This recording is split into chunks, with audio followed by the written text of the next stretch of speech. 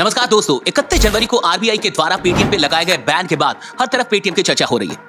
कुछ लोगों को ऐसा लगता है कि आरबीआई सच में बहुत अधिक स्ट्रिक्ट है, तो कुछ लोगों को ऐसा लगता है कि पेटीएम की गलतियां हैं। वैसे सवाल ये उठता है कि आरबीआई फिनटेक कंपनियों को लेकर आखिर इतना स्ट्रिक्ट क्यों होती है। पेटीएम जिसके पास आज करोड़ों यूजर्स हैं, आखिर उसने क्या गलती की जिसके चलते आरबीआई को यह कदम उठाना पड़ गया। पेटीएम की शुरुआत कैसे हुई, ये आइडिया कैसे आया और कैसे विजय शेखर शर्मा को प्रेरणा मिली अपनी कंपनी शुरू करने की। आज की इस वीडियो में हम हर वो बात समझेंगे, जानेंगे जो पेटीएम से जुड़ी हुई है। पेटीएम की कहानी शुरू से लेके अभी तक हम लोग इस वीडियो में जानने वाले हैं, इसलिए इस वीडियो को पूरे अंत तक देखिएगा।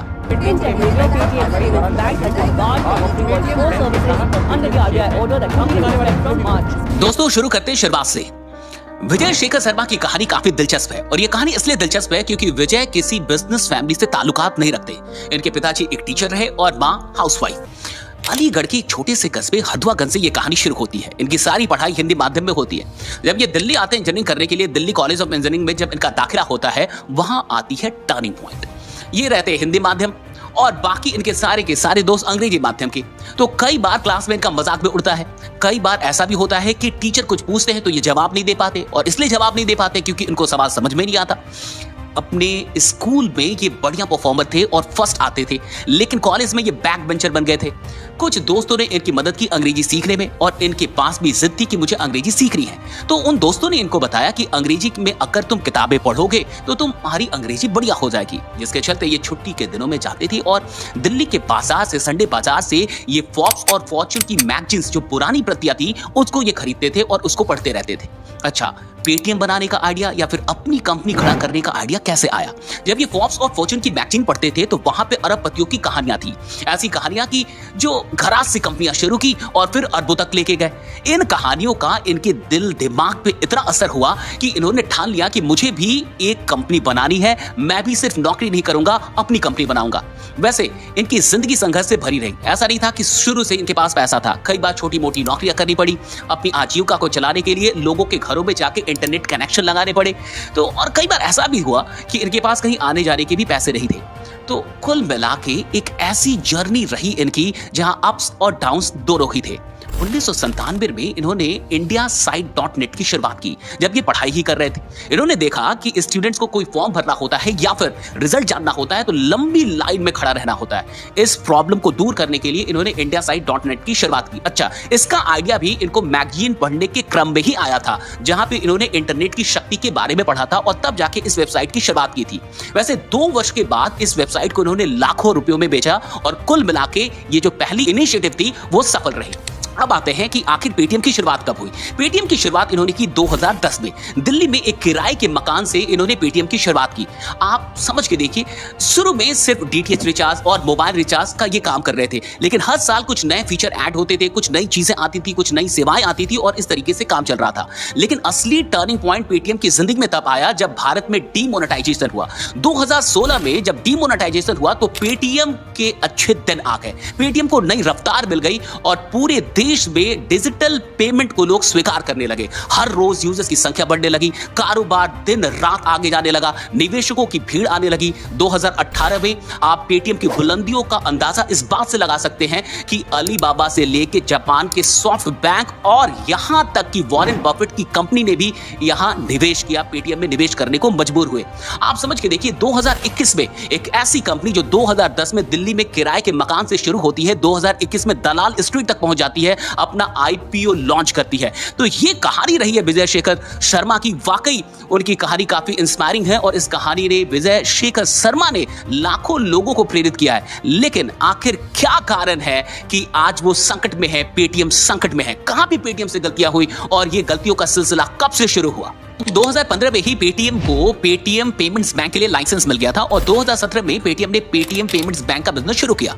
शुरू करने के महज 1 वर्ष के बाद ही 2018 में ही आरबीआई ने पहली बार पेटीएम को बैन किया था न्यू कस्टमर्स ऑनबोर्ड करने से। अब समझते हैं कि ऐसा क्यों हुआ था।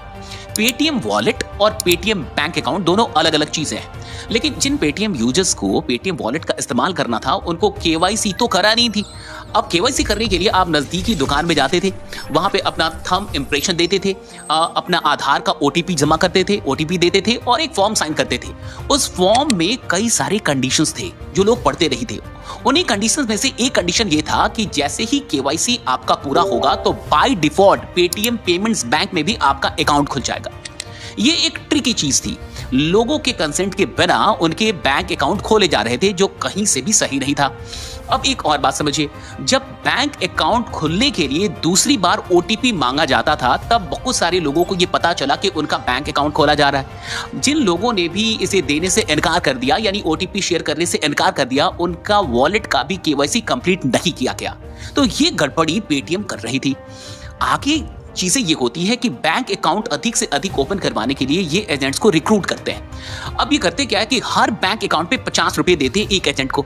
यहां तक तो चीजें सही थी, लेकिन एजेंट क्या करते हैं कि और भी एजेंट्स अपने नीचे रिक्रूट करने लगते हैं और वो इसमें से कुछ हिस्सा उन्हें देने लगते हैं कि भाई तेरे को 30 मिलेगा और मुझे 20 मिल जाएगा। यानी वो आगे 30 रुपए फॉरवर्ड कर रहे थे और उनसे 20-20 रुपए हर अकाउंट पे वो कमा रहे थे। तो कुल मिला के एक मल्टी लेवल तैयार हो रहा था, यहाँ पे मल्टी लेवल मार्केटिंग स्कीम तैयार हो रही थी जिसने स्थिति को और बिगाड़ दिया। और ये कुछ कारण थे जिसके चलते आरबीआई को ऐसा लगा कि जो डिसीजन मेकर्स हैं वो एजेंट्स हैं, ना कि कस्टमर्स हैं। यानी बैंक अकाउंट जो ओपन हो रहा है वो कस्टमर के कंसेंट से नहीं हो रहा, कस्टमर की इसमें इच्छा नहीं है, बल्कि डिसीजन को जानबूझ के इन्फ्लुएंस किया जा रहा है एजेंट के द्वारा, जिसके चलते ये लगी थी। वैसे ये बैन 2019 में लिफ्ट कर लिया गया था, हटा लिया गया था। दोस्तों 2021 में आरबीआई ने पेटीएम पे 1 करोड़ की पेनल्टी लगाई थी। और ये पेनल्टी क्यों लगी थी? क्योंकि आरबीआई का मानना था कि पेटीएम ने जो इंफॉर्मेशन आरबीआई को सबमिट की थी वो गलत थी, यानी पेटीएम ने आरबीआई को भी भ्रमित करने की कोशिश की थी। अब आते हैं 2022 में। 2022 में भी आरबीआई ने एक बार पेटीएम को बैन किया था और ये बैन इस बार इसलिए हुआ था क्योंकि आईटी सिस्टम अनसेफ था, साइबर सिक्योरिटीज के कुछ इश्यूज थे और आरबीआई का मानना था कि KYC anti money laundering compliances Paytm ने फुलफिल नहीं किए थे, जिसके चलते आरबीआई ने एक्सटर्नल ऑडिट का रिक्वेस्ट किया और इसकी रिपोर्ट आई 2022 के अक्टूबर में। इस रिपोर्ट में यह बात सामने आई कि पेटीएम के केवाईसी डेटा में सीरियस लैप्सेस थे। पेटीएम अपने अकाउंट होल्डर्स के रियल बेनिफिशियरीज को आइडेंटिफाई नहीं कर पा रही थी। ऐसे अकाउंट से लास्ट ट्रांजैक्शन हो रहे थे जिनका पता नहीं चल रहा था कि आखिर ये पैसे किसको जा रहे हैं। दोस्तों केवाईसी प्रोसेस में लैप्सेस को इस बात से समझिए कि एक पैन कार्ड से हजारों अकाउंट चलाए जा रहे थे, यानी एक पैन कार्ड के दम पे कई सारे अकाउंट चल रहे थे। केवाईसी प्रोसेस में इन गड़बड़ियों के चलते अक्टूबर 2023 में आरबीआई ने पेटीएम के ऊपर 5 करोड़ की पेनल्टी फिर से लगाई।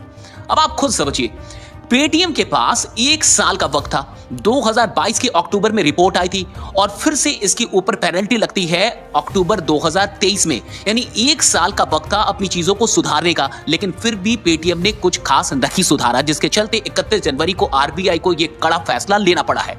अब इस बात को समझिए, पेटीएम ने नजरअंदाज किया है आरबीआई के रूल्स एंड रेगुलेशंस को, जिसके चलते आज पेटीएम को ये दिन देखने पड़ रहे हैं। बहुत सारे लोगों को लगता है कि आरबीआई काफी स्ट्रिक्ट है, लेकिन आरबीआई का स्ट्रिक्ट होना काफी जरूरी है। किसी भी देश की अर्थव्यवस्था के लिए सबसे अधिक जरूरी है बैंकिंग सिस्टम में आम लोगों का विश्वास। अगर बैंकिंग सिस्टम से आम लोगों का विश्वास उठ जाए तो आप जरा इमेजिन कीजिए कि किसी भी देश की इकोनॉमी का क्या हाल होगा। आज किसी भी देश की इकोनॉमी बैंकिंग सिस्टम के ऊपर ही डिपेंडेंट है।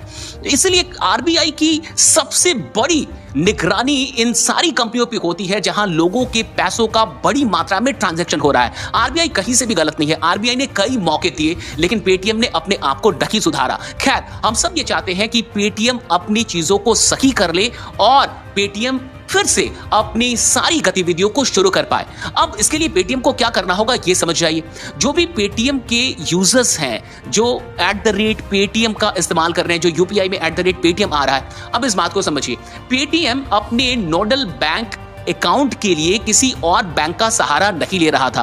पेटीएम पेमेंट्स बैंक ही पेटीएम के लिए नोडल बैंक का काम कर रहा था, जिसके चलते जैसे ही 29 फरवरी बीतेगी उसके बाद ये सारी चीजें काम नहीं करेंगी। पेटीएम को अब ये करना होगा कि अपने लिए नोडल बैंक अकाउंट पार्टनर खोजना होगा। वो किसी और बैंक से टाई अप करके अपना नोडल बैंक अकाउंट अगर शिफ्ट कर लेती है तो फिर सारी चीजें चलने लगेंगी। लेकिन इन सारी चीजों में 2 से 3 महीने का वक्त लग जाता है और ऊपर से पेटीएम के जो ट्रांजेक्शन है वो बहुत अधिक है। पेटीएम पेमेंट्स बैंक के ट्रांजेक्शन लगभग 3 अरब है, 3 बिलियन है पर मंथ। तो इतनी बड़े ट्रांजैक्शन को संभालने के लिए इतनी जल्दी किसी भी बैंक का तैयार होना इतना आसान नहीं है। लेकिन फिर भी अगर कुछ दिन लगते भी हैं और पेटीएम ये काम कर लेती है तो चीजें सुधर सकती हैं।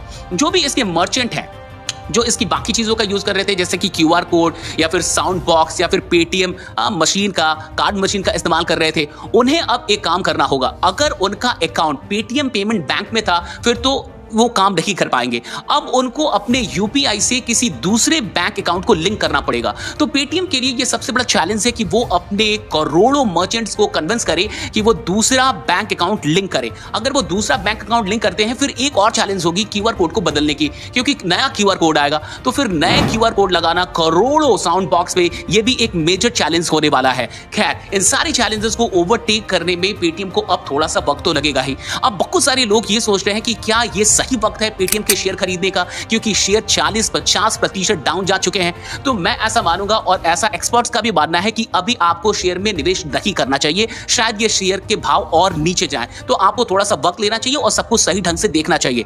वैसे समझने वाली बात यह है कि अगर आप इस देश में एक फिनटेक कंपनी चला रहे हैं तो आप आरबीआई की चेतावनियों को और रूल्स और रेगुलेशन को नजरअंदाज नहीं कर सकते। फिर चाहे आप पायोनियर ही क्यों ना हो, आरबीआई को आपके ऊपर शिकंजा कसने में देर नहीं लगेगी। आरबीआई ने कई मौके दिए लेकिन पेटीएम हर मौके को इग्नोर करता गया, जिसके चलते पेटीएम आज संकट में पड़ा हुआ है। दोस्तों, अगर आपको और भी कोई सवाल है जो आप जानना चाहते हैं तो आप कमेंट में हमसे पूछ सकते हैं। वैसे अगर आप ये सोच रहे हैं कि क्या 29 फरवरी के बाद जिनके भी पैसे अकाउंट में बच जाएंगे वो इस्तेमाल हो पाएंगे कि नहीं, तो पेटीएम का सीधा सीधा डायरेक्टली कह रहा है कि अगर आपके पैसे बच जाते हैं तो आप उसका इस्तेमाल कर सकते हैं। नए पैसे डिपॉजिट नहीं होंगे लेकिन पुराने पैसे का इस्तेमाल आप कर पाएंगे। फास्टैग और ये सारी सुविधाएं भी बाधित होंगी क्योंकि वो भी पेटीएम पेमेंट्स बैंक से ही जुड़े हुए थे। तो पेटीएम पेमेंट्स बैंक जहां जहां भी पेटीएम की सर्विसेज को ऑपरेट कर रही थी वो सब बाधित हो जाएंगी और पेटीएम की वो सारी सर्विसेज जो किसी थर्ड पार्टी बैंक के द्वारा चलाई जा रही थी वो बाधित नहीं होगी। तो बाकी सारी चीजें जैसे @पेटीएम मनी वो चलता रहेगा।